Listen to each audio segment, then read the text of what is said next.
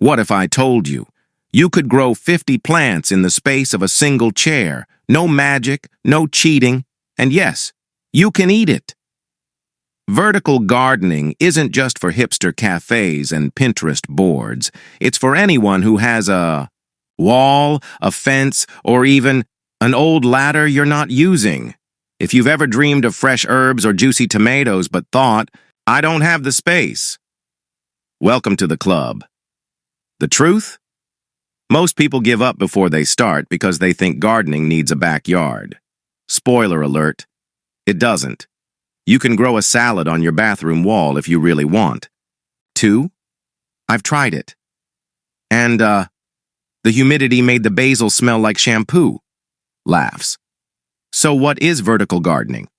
Simple. Instead of planting out, you plant up. You're turning walls, fences, and even ceilings into food factories. It's like urban farming, but for people who still trip over their own shoes. First, pick your battlefield. South-facing walls are gold. Balconies with 6+ hours of sun? Even better. And if you've only got shade? Fine. You're officially on spinach and mint duty.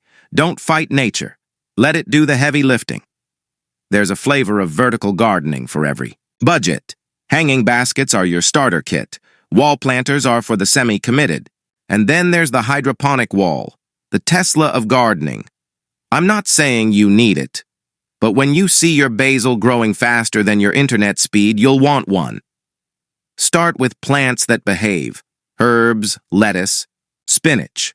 They're like the friendly neighbors of the plant world. Tomatoes, cucumbers, beans, they're climbers. They'll need support.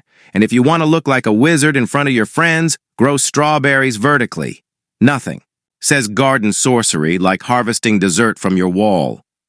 Gravity is your friend and your enemy. Water drains faster in vertical setups, so give your plants a steady supply. Drip irrigation, lifesaver, or go old school and water by hand. It's oddly therapeutic, like giving your plants a spa day. And here's the secret.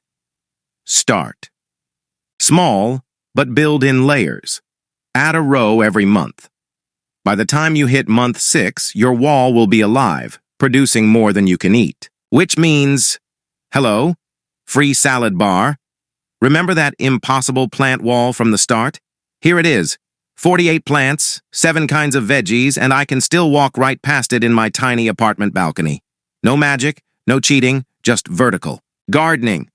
So what's stopping you? Grab some hooks, pots, and a dream, and turn your wall into dinner. If you learned something, smash that like button and tell me in the comments. What would you plant on your wall first?